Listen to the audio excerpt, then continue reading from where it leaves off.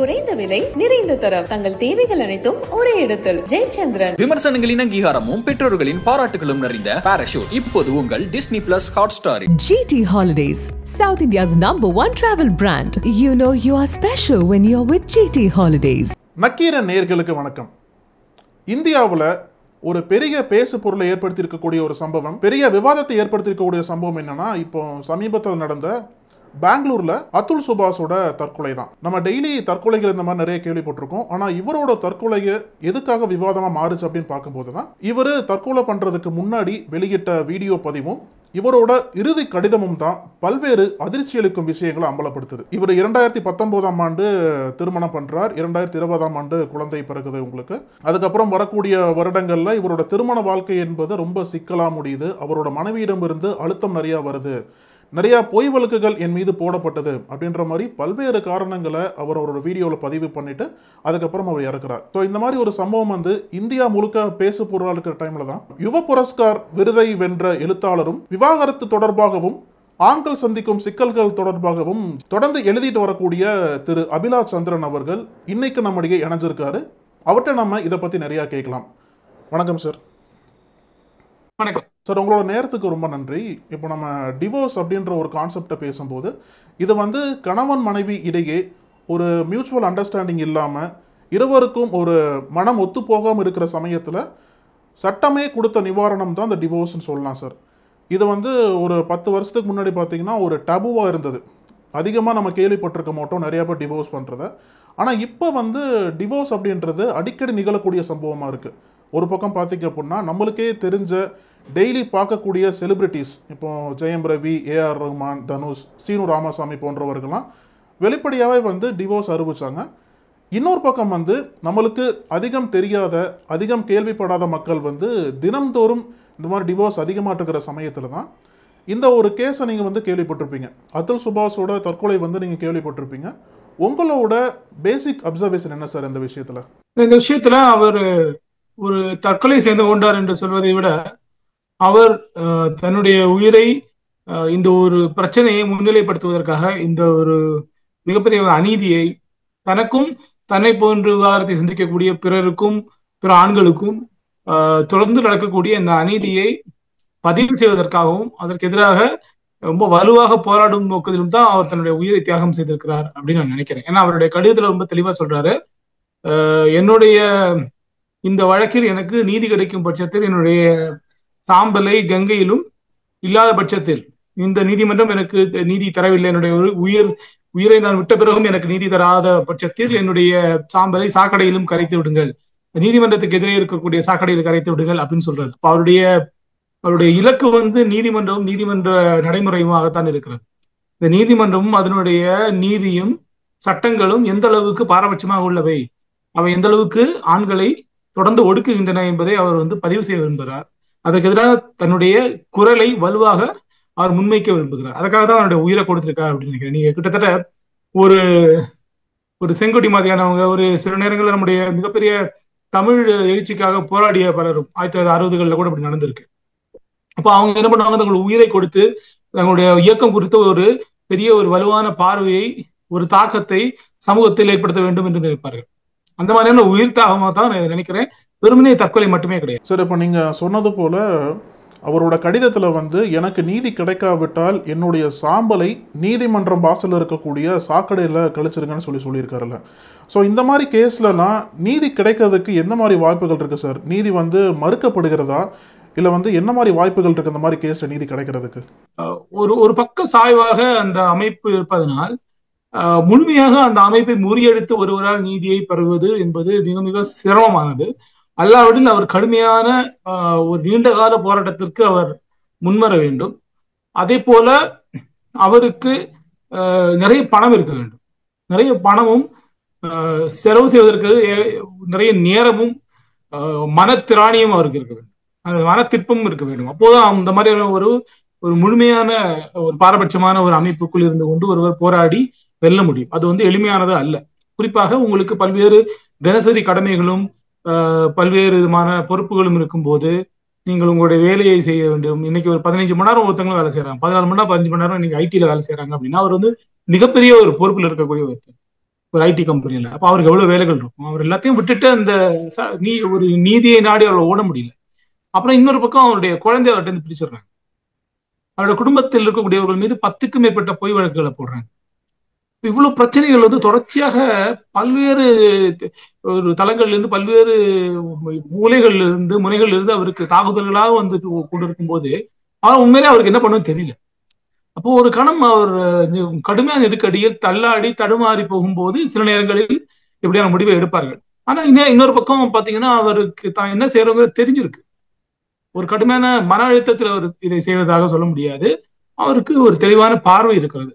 இப்படியாவது செஞ்சுதான் நான் இந்த ஒரு விஷயத்துல கவனத்தை ஈர்க்க முடியும் அப்படின்னு நினைக்கிறாரு. இப்போ அவர் கொஞ்சம் பொறுமையா இருந்திருக்கலாம்.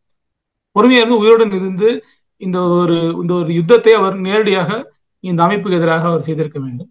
ஆனால் சில நேரங்களில் மக்கள் இப்படிதான் நடந்துப்பாங்க அப்படின்னு நினைக்கிறேன். ஏன்னா வேற வழியே அவருக்கு இல்லைங்கிற ஒரு நிலைமை அவருக்கு ஏற்படுது. ஏனென்றால் நீதிமன்றத்தில் நீதிபதியே லஞ்சம் கேட்கிறார். அவர் சொல்றது அவருடைய கூற்றுப்படி பார்த்தோம் என்றால் நீதிபதியே லஞ்சம் கேட்கிறார். நீதிபதியே இவருடைய பிரச்சனைகளை இவர் சொல்லும் போது அலட்சியம் செய்கிறார். நீதிபதியே இவரை பார்த்து சிரிக்கிறார். நீதிமன்றத்தில் வைத்தே இவரை நீ ஏன் தற்கொலை செய்யக்கூடாது என்று அவருடைய மனைவியின் தரப்பினரும் மனைவியும் மாமியாரும் கேட்டதாக அவர் வந்து சொல்றார். அவருடைய வாக்குமூலத்தில் அவர் குறிப்பிடுறார். அப்போ ஒருவருடைய மனதுக்குள்ள இப்படியான ஒரு எண்ணங்களை நீங்கள் விதைக்கும் போது அது ஏதோ ஒரு கட்டத்துல வந்து செயலாக மாறக்கூடிய வாய்ப்பு இருக்கு. இப்படியான பல காரணங்கள் அவருடைய இந்த மரணத்துக்கு பின்னாடி இருக்கிறதுன்னு நினைக்கிறேன். சார், நீங்க சொன்னது போல நீதிமன்றத்திலேயே அவரோட மனைவி வந்து நீதிபதி முன்னாடி நீங்க ஏன் இன்னும் சாகலையா அப்படின்னு சொல்லிட்டு ஒரு ஸ்ட்ரைட்டான ஒரு கொஸ்டினை கேட்கும் போது தான் ஒரு பெரிய கேள்வி எழுது. நம்ம யூஸ்வலாகவே வந்து யாருமே இங்கே வந்து டிவோர்ஸ்க்கு அகைன்ஸ்டா இல்லை, அது வந்து நம்ம உறுதிப்பட சொல்லி ஆகணும். இன்னொரு பக்கம் பார்த்தீங்க அப்படின்னா இப்போ இருக்கக்கூடிய அந்த திருமண சட்டங்கள் ஒரு பக்கம் வந்து பொதுவான கருத்து என்ன சொல்றாங்க, திருமண சட்டங்கள் எல்லாமே வந்து பெண்களுக்கு தான் அதிகமாக ஃபேவர் பண்ணுறாங்க, ஆண்களுக்கு வந்து கம்மியாக தான் இருக்குது ஃபேவரபிள் இங்கே. அதனாலேயே கூட இங்கே நிறைய ஆண்கள் படுற கஷ்டங்கள் வெளியில் தெரிய மாட்டேங்குது. ஏன்னா யூஸ்வலாகவே சிஸ்டம் வந்து எப்படி அப்படின்னா இங்கே அதிகமாக பெண்கள் தான் கஷ்டப்படுறதா நம்மளுக்கு தெரியும் இல்லையா. அதிகமான பெண்கள் தான் கோர்ட்டில் வந்து இந்த மாதிரி அடிமுனை கேட்டோ இல்லை இந்த மாதிரி சிக்கல்கள் சந்திச்சோ வர்றாங்க கோர்ட்டுக்கு. அந்த எண்ணிக்கையின் அடிப்படையில் பார்த்தீங்க அப்படின்னா அதிகமாக பெண்கள் தான் அதில் பாதிக்கப்படுறாங்க. இன்னொரு பக்கம் வந்து இதில் கவனிக்கப்படாத ஆண்களும் இருக்காங்க இல்லையா சார். அந்த கவனிக்கப்படாத ஆண்களுக்கு பின்னாடி இருக்கக்கூடிய சிக்கல்கள் என்னென்ன இருக்கு சார் உங்களோட பார்வையில? இந்த அமைப்புல என்ன ஒரு பிரச்சனை வருது அப்படின்னா இதுல வந்து பெண்கள் பாதிக்கப்படுறாங்களா பெண்கள் பாதிக்கப்படலையா அப்படிங்கிறது வந்து ஒரு காலத்தில் அதை புரிந்து கொள்வது என்பது கொஞ்சம் எளிமையா இருந்தது. ஏன்னா நம்ம அந்த காலத்துல ஒரு பெரும்பான்மையான பெண்கள் அது ஒரு மிகச்சிறிய ஒரு ஒரு மிகச்சிறிய சதவீதம் பெண்கள் மட்டும்தான் படித்தவர்களாகவும் உயர்தட்டை சேர்ந்தவர்களாகவும் இருந்தாங்க. அவர்கள் வந்து அரசியல்ல ஒரு பெரிய இடத்துக்கு போனதெல்லாம் பார்த்துருக்கோம். ஒரு சரோஜினி நாயுடு மாதிரி அந்த மாதிரி மிகச்சில பேர் தான் அப்படி இருந்தாங்க. அரசியல் இயக்கங்கள்ல பங்கேற்றார்கள். அவங்களாம் உயர்தட்டை சேர்ந்தவர்களாக இருந்தாங்க. அவங்க மிகச்சிறிய எண்ணிக்கையில் தான் இருந்தாங்க. பெரும்பாலான பெண்கள் அவர்கள் வந்து படிப்பறிவற்றவர்களாகவோ இல்லாட்டி படிக்கும் வாய்ப்பு இருந்தும் வேலை செய்ய முடியாதவர்களாகவோ குடும்பத்துக்குள் கட்டுண்டு கிடக்கக்கூடியவர்களாக இருந்தார்கள். அப்போது அவர்கள் நிச்சயமாக முழுமையாக அவர்கள் ஒரு பாதிக்கப்பட்டவர்களாக இருந்தார்கள். இது நான் சொல்றது வந்து எப்போது என்றால் ஒரு நீங்கள் 1970 வரைன்னு சொல்லலாம், 60s 70s வரை. ஆனா கடந்த ஒரு 70 ஆண்டுகள்ல ஒரு பரவலான ஒரு மாற்றம், ஒரு மிகப்பெரிய ஒரு மாற்றம் வந்து பெண்களுடைய முன்னேற்றத்தில் ஏற்பட்டிருக்கிறது. அது குறிப்பா வந்து 90களுக்கு பிறகுதான் மிகப்பெரிய எண்ணிக்கையில் அவங்க உலகமயமாக்கல் வருவதற்கு பிறகு அதன் பிறகு ஒரு மிகப்பெரிய எண்ணிக்கையில் சந்தைக்குள் வருகிறாங்க. பெண்கள் வந்து சந்தைக்குள்ள வேலை சந்தைக்குள் வருகிறார்கள். இப்ப அதிகமான அளவில் அவர்கள் கல்வி கற்க ஆரம்பித்தது 1970களிலே இந்த நிறைய கல்வி ஆரம்பிக்கிறாங்க. 80களில் நாம வந்து இந்த படித்த பெண்கள் வேலைக்கு போவதை வந்து அன்னைக்கு அந்த காலகட்டத்துல வந்து திரைப்படங்கள்ல மெல்ல மெல்ல பார்க்க ஆரம்பிக்கும். படித்து வேலைக்கு போகக்கூடிய பெண்களை வந்து திமிர்த்த பெண்களை காட்டக்கூடிய ஒரு சித்திரங்கள் எல்லாம் பார்க்க ஆரம்பிக்கும். அது வந்து அந்த சமூகம் மெல்ல மெல்ல இதுக்கு ரியாக்ட் பண்றது. ரொம்ப இண்டிவிஜுவலான பெண்களை நோக்கி அவங்க வந்து எப்படி ரியாக்ட் பண்றாங்க அந்த காலத்து படங்கள்ல பார்த்து அவளை படித்த மாதிரியான படங்கள் பார்த்து. ஆனா அதுக்கு பிறகு என்ன நடக்குது அப்படின்னு நான் சொல்றது ஒரு 90களுக்கு பிறகு வரக்கூடிய மாற்றம் என்பது அப்போது அந்த 90களில் படிக்க வந்த பெண்களும் சரி 2000க்கு பிறகு படிக்க வந்த பெண்களும் சரி அவங்க எதிர்கொள்ளக்கூடிய உலகம் முழுக்க வேறு விதமான உலகம். கிட்டத்தட்ட இன்னைக்கு நம்ம பாக்குறோம் பரவலாக இன்றைக்கு கல்வி நிறுவனங்களில் ஒரு 60-70% பெண்கள் தான் இருக்காங்க. மாணவர்களாக இருக்கக்கூடியவங்க பாத்தீங்கன்னா அவங்க 70% அவங்க இருக்காங்க. ஒரு 30% நீங்க இன்னைக்கு வந்து ஆண்களை பார்க்க முடியுது. அதே மாதிரி வெவ்வேறு துறைகளில் உதாரணமாக உளவியல் ஆலோசகர்களாக இருப்பவர்கள், ஆசிரியர்களாக இருப்பவர்கள், மென்பொருள் துறையில கூட சரிசமமா அவங்க இருக்காங்க. வேறு சில துறைகள்ல உதாரணமாக செவிலியர்களாக இருக்கக்கூடியவர்கள், ஆலோசகர்களாக இருக்கக்கூடியவர்கள்னு பாத்தீங்கன்னா அது அது 90% மேல பெண்கள் தான் இருக்காங்க. உலகம் முழுக்க அதுதான் நிலைமை. அப்போ மெல்ல மெல்ல வேற இடங்களிலும் பெண்களுடைய ஆதிக்கம் இன்னைக்கு அதிகமாக இருக்கக்கூடிய ஒரு காலகட்டத்தில் வரும். பெண்கள் சுயாதீனமாக வாழக்கூடிய ஒரு காலகட்டத்தில் நம்ம இன்னைக்கு வாழ்ந்து பார்த்துட்டு இருக்கோம். இது நான் எல்லா பெண்களையுமே சொல்லல. யாருக்கெல்லாம் படிக்கும் வாய்ப்பு கிடைத்ததோ அவர்கள் எல்லாமே இன்னைக்கு ரொம்ப சுயாதீனமாக சுதந்திரமாக அவர்களால் வாழ முடிகிறது. அவங்க ஆண்களை சார்ந்து இல்லை. ஆக வர்க்க ரீதியாக ஒரு மாற்றம் வந்து நம்ம முன்னாடி பார்த்த பெண்கள் ஒரு குறிப்பிட்ட வர்க்கத்தை சேர்ந்தவங்க தான். அவங்க பெரும்பாலும் ஏழைகளாகவும் இல்லாட்டி மத்திய வர்க்கமாக இருந்தாங்க. மத்திய வர்க்கத்தை கூட அவங்களுக்கு சொந்தமாக சம்பாதிக்கக்கூடிய ஒரு பாங்கு இல்லாதவர்களாக அவங்க இருந்தாங்க. ஆனா அந்த காலம் மாறி போச்சு. அதை நம்ம இங்க கவனிக்க நினைக்கிறோம். அந்த காலகட்டம் இன்னைக்கு முழுக்க மாறி போச்சு. அந்த காலகட்டம் எந்த அளவுக்கு மாறி இருக்குன்னா, இன்னைக்கும் பொதுவான அளவுக்கு கல்வி இல்லாத பெண்கள் மட்டும்தான் பின்தங்கி இருக்காங்க. அப்போ இன்னைக்கு நம்ம என்ன பண்ணணும் அப்படின்னா, பெண்களை ஒரேடியாக தட்டையாக பாதிக்கப்பட்டவர்கள், செயலற்றவர்கள், ஒரு ஒரு முகமைன்னு சொல்றோம் இல்லையா, ஏஜென்சி, ஒரு சுயமாக முடிவெடுத்து செயல்படக்கூடிய அந்த முகமை பெறாதவர்கள் இன்னைக்கு பெண்களை ஒட்டுமொத்தமா சொல்ல முடியாது. பெண்களை நம்ம இன்னைக்கு அவர்களுடைய எந்த அளவுக்கு அவர்களுக்கு முகமை இருக்கிறது, எந்த அளவுக்கு அவர்களுக்கு இன்று சுயமாக இருப்பதற்கான ஆற்றல் இருக்கிறது என்பதை நம்ம முதல்ல புரிஞ்சுக்கணும். சட்டம் என்ன தப்பு பண்ணுதுன்னா, இதை அவங்க பார்க்க ரெடியா இல்லை. மொட்டையா எல்லாரும் ஒரே மாதிரி பாக்குறாங்க. அதே மாதிரி ஆண்கள்ல கூட பாத்தீங்கன்னா, முன்னாடி சுத்தமா வீட்டு விஷயங்கள் எதுவுமே தலையிடாத ஆண்கள் நிறைய பேர் இருந்தாங்க. இன்னைக்கு அப்படி இல்லை. இன்னைக்கு ஆண்கள் வீட்டு விஷயங்கள்ல நிறைய உதவிகள் செய்யறாங்க. சில பேர் ஆண்கள் வீட்டுல சமையல் வேலை எடுத்து பண்றாங்க. சில ஆண்கள் வீட்டுல உட்காந்து குடும்பத்தை பாத்துக்கிறாங்க. குழந்தை வளர்ப்பில் ஆண்கள் இன்னைக்கு கணிசமான பங்களிப்பை செய்கிறார்கள். இன்னைக்கு பரவலா நம்ம பார்க்கணும். நீங்க இன்னைக்கு தெருவில் போய் பாத்தீங்கன்னா தெரியும், இத்தனை ஆண்கள் குழந்தைகளை பாத்துக்கிறாங்க. ஒரு குழந்தைகளோட வெளியே வரக்கூடிய ஆண்கள் எத்தனை பேர் குழந்தைகளை பாத்துக்கிறாங்க, எத்தனை ஆண்கள் வைஃப்ட விட்டுட்டு வந்துடுறாங்க. நீங்க பாத்தீங்கன்னா ஒரு கணிசமான ஆண்கள் இன்னைக்கு குழந்தைகளை பார்த்து கவனிக்க முடியும். எல்லாத்தையும் ஆண்களுடைய பங்களிப்பு இன்னைக்கு அதிகமாயிட்டே வருது. ஆண்களும் முழுமையாக வேலை மட்டும் பார்த்து விட்டு வீட்டுக்கு வாழக்கூடிய காலகட்டம் கிட்டத்தட்ட முடிச்சிச்சு. சோ ஆண்கள் சமமாக பங்களிக்கக்கூடிய காலகட்டம் நம்ம இன்னைக்கு இருக்கும்போது என்ன ஆகுது அப்படின்னா, சட்டம் இன்னைக்கும் 1970கள் 80கள் இருக்கு. சட்டம் இன்னும் 2024 வரல. இப்ப சட்டம் என்ன பாக்குதுன்னா, எல்லா பெண்களுமே பாதிக்கப்பட்டவர்கள், எல்லாருமே ஏழைகள் அப்படின்னு சட்டம் நினைக்குது. சட்டம் படித்த பெண்கள், வேலைக்கு போகக்கூடிய பெண்கள், சுயாதீனமாக இருக்கக்கூடிய பெண்கள், பொருளாதார சார்பு நிலை கொண்ட பெண்களை புரிஞ்சுக்க தயாரா இல்லை. அவங்களுக்கும் நீங்க எந்த சார்பும் பொருளாதார சார்பு நிலை இல்லாத, எந்த விதமான பொருளாதார சுயாதீன தன்மை இல்லாத படித்த பணக்கார பெண்களையும் ஏழை பெண்களையும் இல்லாட்டா ஒரு கீழ் மத்திய வர்க்கத்தை சேர்ந்த பெண்களையும் ஒரே மாதிரி பாதிக்குது. அப்ப என்ன ஆகுதுன்னா, அவங்களுக்கு போய் சேர வேண்டிய சலுகைகள் இவங்களுக்கும் கிடைக்கும் போது இவங்க அதை பயன்படுத்தி ஒரு அதிகப்படியாக பணத்தை சம்பாதிப்பதற்காக அந்த சலுகைகளை பயன்படுத்துறாங்க. எப்படின்னா, ஒரு வழக்கை ஆண் மீது போட்டு விட்டு அவர் அந்த வழக்கை எதிர்கொள்ள முடியாமல் திணறும் போது அவரிடம் ஒரு பெரிய தொகையை கேட்டு வாங்குவது. 10 லட்சத்துல இருந்து 1 கோடியில இருந்து 3 கோடி வரை. இந்த கேஸ்ல 3 கோடி ரூபாய் கேட்கறாங்க. அது 3 கோடி ரூபாய் கேட்காத போதுதான் அவங்க இது பண்றாங்க, இந்த 10 வழக்குல அவர் மேல போடுறாங்க. அப்ப இவருடைய மனைவி பாத்தீங்கன்னா மென்பொருள் நிறுவனத்துல வேலை செய்யக்கூடியவங்க, ஆக்சென்சர்ல வேலை செய்யக்கூடியவங்க, 1 லட்சத்துக்கு மேல சம்பளம் வாங்கக்கூடியவங்க. அப்போ 1 லட்சத்துக்கு மேல சம்பளம் வாங்கக்கூடிய மனைவிக்கே இவர் மாதம் 80,000 கொடுக்கணும் அப்படின்னு சட்டம் சொல்லுது. அப்ப யோசிச்சு பாருங்க, ஆணும் பெண்ணும் இன்னைக்கு ஒரே அளவுக்கான சம்பளத்தை வாங்க முடிகிறது. ஆனால் விவாகரத்தாகும் போது ஆண் அந்த ஏற்கனவே சம்பாதித்துக் கொண்டிருக்கக்கூடிய, ஏற்கனவே வேலையில் இருக்கக்கூடிய பெண்ணுக்கு கூடுதலாக தன்னுடைய சம்பளத்துல பாதி எடுத்து கொடுக்கணும் அப்படின்னு இந்த சட்டம் சொல்லுது. அது என்ன விதமான சட்டம்? இது மிக மோசமான சட்டம். இது இப்படி எல்லா விதங்களும். அதே மாதிரி குழந்தை வளர்ப்பில் இன்று ஆணுக்கு சமமான பங்கு இருக்கிறது. ஆனால் அப்படி பங்கேற்கும் பட்சத்திலும் கூட அந்த ஆண் விவாகரத்தானால் தன்னுடைய குழந்தையை பார்க்கவே முடியாது. மனைவி ஒப்புக்கொண்டால் மட்டும்தான் குழந்தையை பார்க்க முடியும். இல்லாவிட்டா அவங்க ஜட்ஜ் ஏதாவது குறிப்பிட்ட நாள் நீங்க குழந்தையை பார்க்கணும்னு சொல்லுவாங்க. அந்த ஒரு நாள் மட்டும்தான் போய் பார்க்க முடியும். அப்படி பார்க்க போகும்போது கூட மனைவி அந்த குழந்தையை காட்டவில்லை என்றால் அது ஒரு கிரிமினல் குற்றம் அல்ல. அதாவது நீங்க ஒரு கோர்ட் ஒரு ஆர்டர் போடுறாங்க, அந்த ஆர்டரை நீங்க இன்னைக்கு பெண்கள் ஃபாலோ பண்ணலன்னா கோர்ட் அவங்களை தண்டிக்காது. அதுக்கு பதிலாக அவங்களை இன்னொரு தடவை அழுத்தி சொல்லணும், வற்புறுத்தி சொல்லணும். அப்போ சில பெண்கள் கேட்க மாட்டாங்க, ஏதாவது காரணம் சொல்லி அவங்க தட்டி கழிச்சுக்கிட்டே இருப்பாங்க. இதான் நேரடியாக நீதிமன்றத்துல பார்த்திருக்கேன், எப்படி இவங்க அதை பண்றாங்கன்னு பார்த்திருக்கேன். அப்ப ஜட்ஜஸ் எப்பவுமே பெண்கள்கிட்ட ரொம்ப சாஃப்ட் கண்ட்ரோலோட இருப்பாங்க. அப்ப அவங்க என்ன செய்வாங்க, பரவாயில்ல நீங்க இன்னும் கொஞ்சம் முயற்சி பண்ணுங்க, அடுத்த வாட்டி சான்ஸ் கொடுங்க, பாக்க பண்ணுங்கன்னு கெஞ்சி கேட்பாங்க. இவங்க முடியாதுன்னு சொல்லிடுவாங்க. ஏதாவது ஒரு காரணத்தால தட்டி கழிச்சுக்கிட்டே இருப்பாங்க. அப்ப ஆண்களுக்கு ஒரு தங்களுக்கு சாதகமான ஆர்டர் வந்தாலும் கூட குழந்தைகளை பார்ப்பது மிகவும் சிரமமாக இருக்குது. இப்போ குழந்தை ஒரு பக்கம் போயிடுது, அப்புறம் அவங்க சம்பளத்துல ஒரு 60% இந்த மாதிரி நீங்க ஒரு 50% நீங்க வந்து ஜீவனாம்சமா கொடுக்க வேண்டியிருக்கு. அது போக அதை நீங்க மாதம் மாதம் கொடுத்துக்கிட்டே வரும்போது என்ன ஆகும் அப்படின்னா, அந்த பெண் என்னைக்கு அந்த பெண் வந்து வேலையில சேர்ந்து சம்பாதிக்கிறாங்க அப்படிங்கறத வந்து நீங்க கண்டுபிடிச்சு நீங்க கோர்ட்ல பெண்ணுக்கு கொண்டு போய் காமிக்கணும்.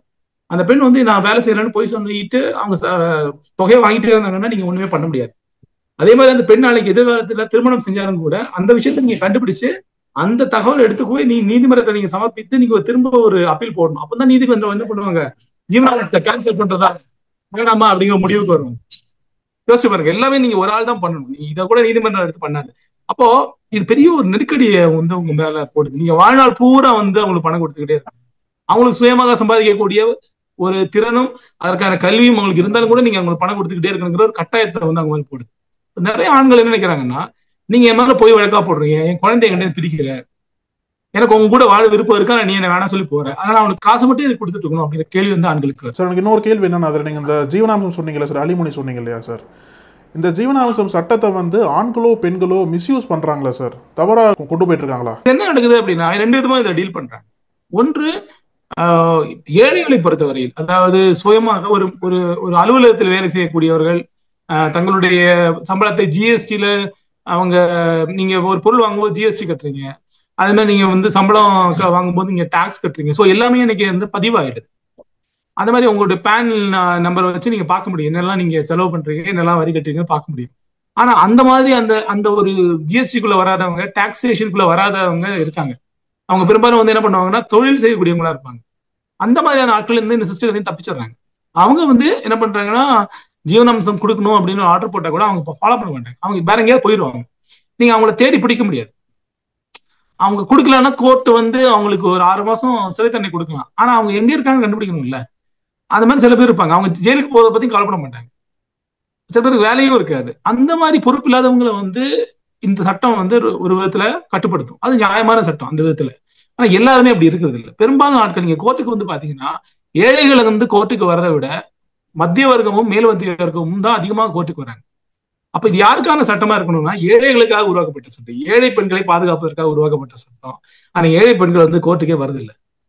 90% வர்றது வந்து மத்திய வர்க்கம் மேல் மத்திய வர்க்கம் வராங்க. அவங்களுக்கு உண்மையில இந்த சட்டத்தினால் அந்த வர்க்கத்தை சேர்ந்த பெண்களுக்கு, பெரும்பாலான பெண்களுக்கு படிப்பறிவு இருக்கு. அவங்களுக்கு இந்த சட்டத்தினால் உண்மையிலே தேவையில்லைங்கிறதா என்னோட கருத்து. ஜீவனாம்சத்தை பொறுத்தவரை அது ரொம்ப ஒரு பழமையான ஒரு சட்டம் நினைக்கிறேன். அது வந்து எல்லாருக்கும் ஏத்தபடியாக அந்த சட்டத்தை அவங்க இன்னும் உருவாக்கல. அதனால வந்து அங்க நிறைய சுரண்டல் இருக்கு. இந்த சுரண்டல் என்பது என்னன்னா, ஆணை பழிவாங்குவதற்காகவே சம்டைம்ஸ் போய் ஜீவனாம்சம் கேட்கறது, இல்லைன்னா வந்து அவங்களுக்கு ஒரு தேவை, அந்த பணம் தேவை இருக்கு அப்படின்ட்டு அவங்க ஜீவனாம்சம் கேட்டு வாங்கிக்கிறாங்க.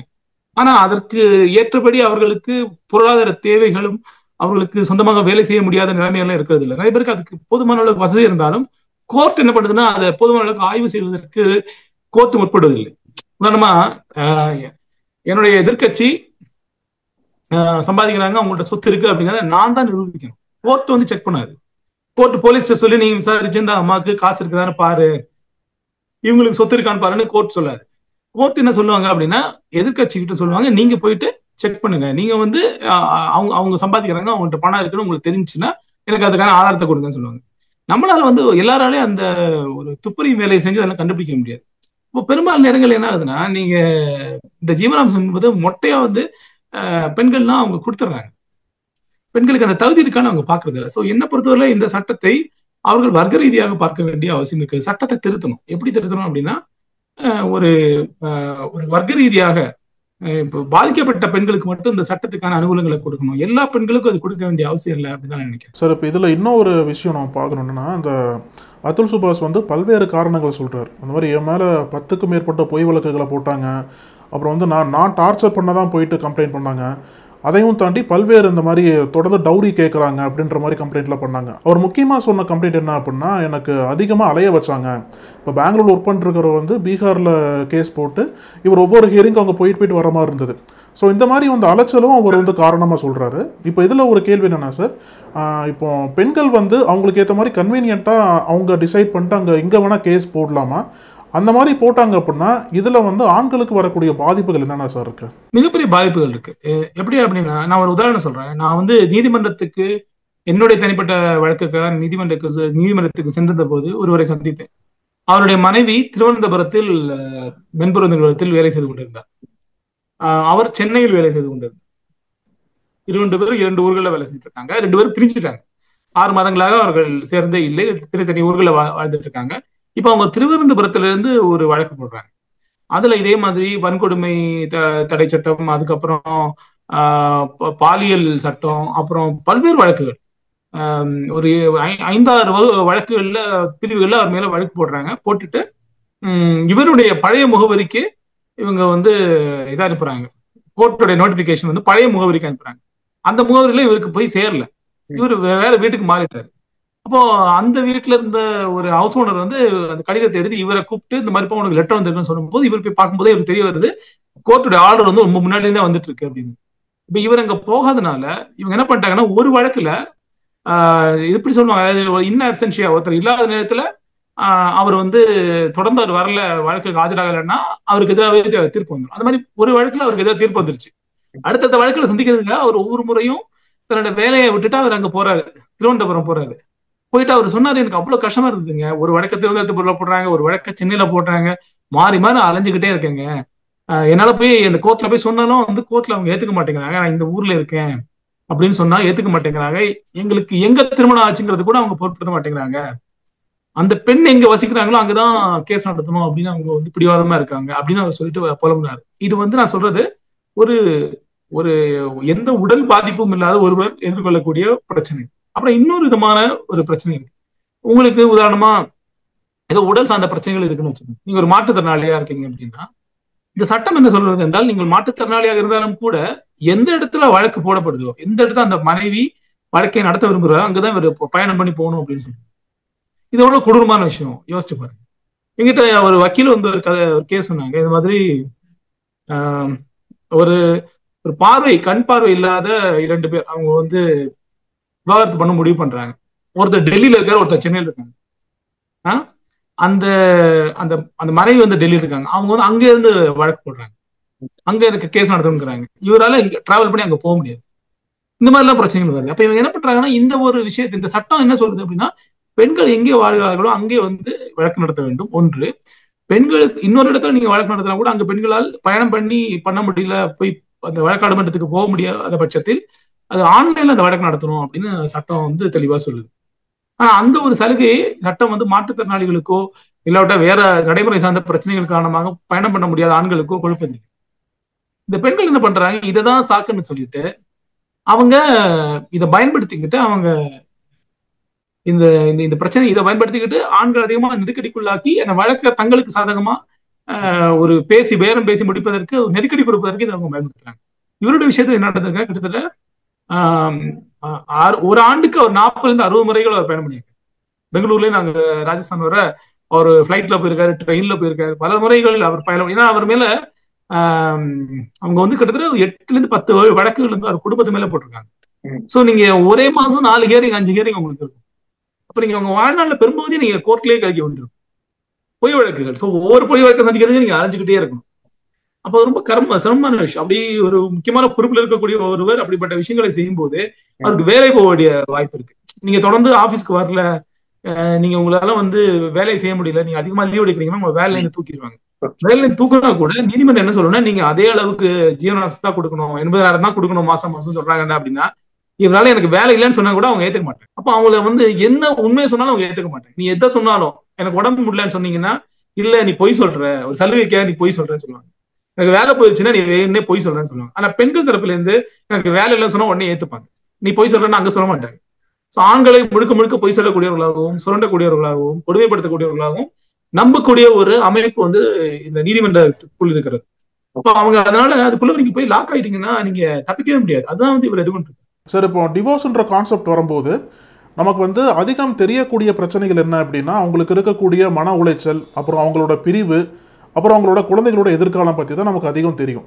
ஆனால் அதிகம் தெரியாத சிக்கல்கள் இருக்கும்ல 2 பேருக்கும், ஆண்களுக்கும் சரி பெண்களுக்கும் சரி. டிவோர்ஸ்னு வரும்போது நம்மளுக்கு அதிகம் தெரியாத சிக்கல்கள் என்னென்ன சார்? ஆண் சில நேரங்களில் அவனுடைய ஈகோ பெரிய அளவுல காயப்படும். நான் என்ன வேணான்னு சொல்லிட்டு அவர் பொண்ணு போயிட்டா அப்படிங்கிறத தாங்க முடியாது. சில ஆண்கள் அப்படி இருப்பாங்க. சில ஆண்கள் இது ஒரு நல்ல ஒரு வாய்ப்பு, நம்ம சுதந்திரமா இன்னும் இருக்கலாம், பிக்கல் படுங்கள் இல்லாம இருக்கலாம், நிம்மதியா இருக்கலாம். சில ஆண்கள் அப்படி இருப்பாங்க. சில ஆண்களுக்கு எப்படி அப்படின்னா, அவர்களுக்கு வந்து தனிமையாக வாழ்வதற்கு தெரியாது.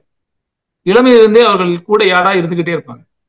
சிறு வயதுல அம்மா அப்பா, அப்புறம் வந்து ஒரு விடுதியில இருந்திருப்பாங்க, நண்பர்களோட இருந்திருப்பாங்க. அந்த திருமணத்துக்கு பிறகு என்ன ஆகுறாங்கன்னா, அவங்க நண்பர்கள்ட்ட முழுக்க கட் ஆஃப் ஆயிடுவாங்க. நண்பர்களே இருக்க மாட்டாங்க. பெரும்பாலான மனைவியர் வந்து இன்னைக்கு கணவர் மனைவி நண்பர்களோட வெளியே போவதையோ கூட இருப்பதையெல்லாம் அவங்க விரும்புறதில்லை. அவங்க வீட்டுக்குள்ளே இருக்கணும்னு நினைக்கிறாங்க. ஸோ நீங்க உங்களுடைய விடுமுறை நாட்கள் வீட்டுடன் இருக்கிறீர்கள், மனைவியுடன் செலவழிக்கிறீர்கள். உங்களுடைய வெளியில் இருக்கக்கூடிய வட்டம், வெளி வட்டம் என்பது ரொம்ப சுருக்கமா இருக்கும், சுருங்கின வட்டமா இருக்கும். பெருசா உங்களுக்கு நண்பர்களா இருக்க மாட்டாங்க. அப்படிப்பட்டவங்களுக்கு என்ன ஆகுதுன்னா, திருமணத்துக்கு பிறகு, திருமணம் முடிந்த பிறகு உங்களுக்கு யாருமே இருக்க மாட்டாங்க. நீங்க முழுக்க தனிமையில ஆட்பட்டுறீங்க. அப்போ வந்து உங்களால தாங்க முடியாம போகும். நிறைய பேர் வந்து போதை பழக்கத்துக்கு ஆட்படுவார்கள். உடல் நலம் முழுக்க சீரழிந்து அவருடைய வாழ்க்கை நாசமாக போய்விடும். குழந்தை பார்க்க முடியாத ஒரு தனிமை, இதெல்லாம் அவங்கள மோசமாக பாதிக்கும். அதாவது சமூகத்திலிருந்து முழுக்க துண்டிக்கப்படுவது. சமூகமாக்கல் சார்ந்து எந்த ஒரு ஒரு சாத்திய கூறும் அவங்களுடைய வாழ்க்கையில் இருக்காது. இது ஒரு விதமான ஆண்கள் இப்படி இருப்பாங்க. இப்படி இருந்து கிட்டத்தட்ட வாழ்க்கையை இழந்தவர்கள் இருக்காங்க. சில ஆண்கள் நீங்க பாத்தீங்கன்னா 50 ஆண்டுகளுக்கு 50 வயது 60 வயதுக்கு மேலான ஆண்கள் பாத்தீங்கன்னா மனைவி இறந்து 2 ஆண்டுகள் அவங்க எழுந்துருவாங்க. ஏன்னா அவங்களால அந்த மாதிரி மனைவி இல்லாம வாழ்ந்தே அவங்களால கற்பனை பண்ணவே முடியாது. முழுக்க மனைவியை சார்ந்து இருப்பாங்க. இந்த மாதிரியான ஆட்கள் ரொம்ப அதிகமா சஃபர் ஆகும். நான் பார்த்தவரை நிறைய ஆண்கள் வந்து அதிகமான உளவியல் ரீதியான பாதிப்புக்கு ஆளாகிறாங்க. அவங்க இதுல இருந்து மெல்ல மெல்ல ரெக்கவர் ஆகி தான் வெளியே வரும். அதுக்கு வந்து அவங்க தங்களுடைய வாழ்க்கையை முதல் முறையாக தங்களை குறித்து அவர்கள் கவலைப்பட வேண்டும். தங்களை குறித்து அக்கறை காட்ட வேண்டும். தங்களுடைய உடல் நலன், தங்களுடைய திறமைகளை வளர்த்துக் கொள்வது, தங்களுடைய நண்பர்களை வெளியே உருவாக்குவது, இந்த மாதிரி விஷயங்களை அவங்க செய்யணும். பெண்களை பொறுத்தவரையில என்ன நடக்குது அப்படின்னா, பெரும்பாலான பெண்களுக்கு குழந்தைகள் இருக்கும் பட்சத்தில் குழந்தை வந்து அவங்களுக்கு பெரிய ஆறுதலா இருக்கு. ஸோ கணவன் இல்லாமல் போகும்போது கூட அவர்களுக்கு குழந்தையுடன் இருப்பது என்பது ஒரு அடையாளத்தையும், குடும்பம் சார்ந்த அடையாளத்தையும் கொடுக்கும், ஒரு பொறுப்புணர்வை கொடுக்கும், ஒரு நம்பிக்கையை கொடுக்கும், எல்லாமே கொடுக்கும். ஸோ அவங்க வந்து குழந்தை அவங்களுக்கு ஒரு பெரிய ஒரு எப்படி சொல்றது, ஒரு பற்றுகோலாக இருக்கிறது. இரண்டாவது, அவர்களுக்கு குடும்ப ரீதியான ஆதரவு மிக அதிகமாக இருக்கும். நான் சொல்றது எல்லா பெண்களும் அப்படின்னு சொல்ல, சில பெண்கள் வந்து ஆரம்பத்துல இருந்தே அவர்கள் நல்ல ஒரு நட்பு வட்டத்தோடு இருப்பாங்க, உறவினர்களுடைய ஆதரவு இருக்கும். எல்லாத்தையும் பெண்கள் பொதுவாக நல்லா கம்யூனிகேட் பண்ணுவாங்க. ஸோ தங்களுடைய பிரச்சனை என்ன அவங்களுக்கு வெளியே சொல்ல முடியும். ஸோ அவங்களுக்கு ஒரு சப்போர்ட் சிஸ்டம் நல்லா இருக்கும். ஆண்களை விட பெட்டரான சப்போர்ட் சிஸ்டம் வந்து பெண்களுக்கு இருக்கு. இப்போ இதை சொல்றது, இதுல பெண்களுக்கும் இந்த மாதிரியான பெண்கள் இருக்காங்க. அவங்க யார்ட்டையும் பெருசா பழகாத பெண்கள் இருக்காங்க, தனியா இருக்கக்கூடிய பெண்கள் இருக்காங்க. அவங்க நிச்சயமா சஃபர் ஆவாங்க. பெண்களுக்கு இருக்கக்கூடிய ஒரு சுவாரஸ்யமான ஒரு விஷயம் என்னவென்றால், வித்தியாசம் என்னவென்றால், பெண் உடல் என்பது ஒரு ஒரு அவர்களுடைய ரொம்ப ஒரு கருத்தரிக்கக்கூடிய சாத்தியங்கள் அதிகம் இருக்கக்கூடிய ஒரு காலகட்டம் அப்படின்னு நீங்க எடுத்துக்கிட்டீங்கன்னா, ஒரு 15 வயசுல இருந்து ஒரு 45 வயசுல வச்சுங்க, 30 வருஷம் தான். இந்த 30 இயர்ஸ் பீரியட் இருக்கு இல்லையா, அந்த பீரியடுக்குள்ள அவங்க மேக்சிமம் போதுமான அளவுக்கு இணையர்களை அடைந்து அதிகமாக குழந்தைகள் பெற்றுக்கொள்ள வேண்டும் என்பதுதான் இயற்கை அவர்களுக்கு கொடுத்த ஒரு உடல் அமைப்பு. அதை பொறுத்து அவர்கள் எப்படி இருப்பார்கள் என்றால், ஒவ்வொரு காலகட்டத்திலும் ஒரு இணையை விட்டு பிரியும் போது முழுக்க தன்னை ஒரு முழுமையாக தன்னை மாற்றிக்கொண்டு ஒரு புதிய பெண்ணாக உருமாற வேண்டும் அப்படிங்கிற முயற்சி வந்து அவர்கள் எடுப்பார்கள். அதற்கான ஒரு விளைவு அவர்களிடம் வலுவா இருக்கும். ஆண்களுக்கு சில நேரங்களில் 30 வயசு வாழ்க்கை முடிஞ்சு போச்சு, 40 வயசு முடிஞ்சு போச்சு நினைப்பாங்க. ஆனால் பெண்கள் அப்படி கிடையாது. 40 வயசுல அவங்க வாழ்க்கையை புதுசா ஆரம்பிக்க நினைப்பாங்க. இது அவங்களுக்கு ஒரு பெரிய உத்வேகம் இருக்கும். சில நேரங்கள்ல அந்த விவாகரத்துக்கு பிறகு அவங்க முழுக்க இன்னொரு வாழ்க்கையை ஆரம்பிப்பாங்க. அது அந்த ஒரு திறன் பெண்களுக்கு இருக்கிறது. நன்றாக சமூகமாக்கல் செய்யக்கூடிய, பல்வேறு பெண்களுடன் சேர்ந்து மீண்டும் ஒரு புதிய வாழ்க்கையை ஆரம்பிக்கக்கூடிய, புதிய நட்பு வட்டத்தை உருவாக்கக்கூடிய போக்கெல்லாம் அவங்கள்ட்ட இருக்கு. இதெல்லாம் பெண்கள் சில நேரங்களில் பாசிட்டிவா இந்த விஷயத்தை கையாளுவாங்க. ஆண்கள் அந்த அளவுக்கு பாசிட்டிவா எல்லா இடங்களையும் கையாள மாட்டாங்க. ஆனா பொதுமைப்படுத்த முடியாது. எல்லா விதமான ஆண்களும் இருக்காங்க, எல்லா விதமான பெண்களும் இருக்காங்க. சில ஆண்கள் வந்து அந்த ஒரு துன்பத்தை சில ஆண்டுகள்ல இருந்து கடந்து வந்து ஒரு புதிய வாழ்க்கையை அவங்க அமைச்சுக்கிறாங்க. ஆனால் பொதுவாக ஆண்கள் செயல் சார்ந்து வாழக்கூடியவர்களாக இருப்பதனால் தங்களுடைய வாழ்க்கையை முழுக்க செயல்கள் வழியாக நிரூபித்து நல்ல பெயரை அடுத்தவர்களிடம் வாங்கக்கூடியவர்களாக தங்களை கருதக்கூடிய ஒரு ஒரு மனநிலை அவர்களுக்கு இருப்பதனால் பெண்களை போல அல்லாமல் அவங்க ரொம்ப தனி மனிதர்களா இருக்காங்க. ஆனா பெண்கள் அப்படி இல்லை, அவர்கள் கூட்டு மனிதர்களா இருக்காங்க. எல்லாரையும் ஒண்ணு சேர்ந்து அவங்க தங்களுடைய வாழ்க்கையை அமைச்சுக்கிறாங்க. அதனால பெண்கள் கொஞ்சம் பெட்டரா ஹேண்டில் பண்றாங்க இந்த பிரச்சனையை. ஆண்கள் கொஞ்சம் அதிகமா சிரமப்படுறாங்க. இரண்டு தரப்புக்குமே இருக்கக்கூடிய வித்தியாசம் இதானே. உங்களோட நேரத்திற்கும் கருத்துக்கும் ரொம்ப நன்றி சார். நன்றி, வணக்கம். நக்கீரன் டிவிக்கு சப்ஸ்கிரைப் செய்யுங்கள். உங்கள் ஆதரவே எங்கள் பலம். ஆசிரியர்களுக்கு நண்பனாகவும் மாணவர்களுக்கு ஆசானாகவும் திகழும் தேர்வு வழிகாட்டி. ஒவ்வொரு பாடத்திற்கும் அனுபவமிக்க ஆசிரியர்களின் துல்லியமான தெளிவான விடைகள். CNC இருக்கு, தேர்வு பயம் எதற்கு? இது தீரன் பப்ளிஷிங் ஹவுஸ் விற்பனை வெளியீடு.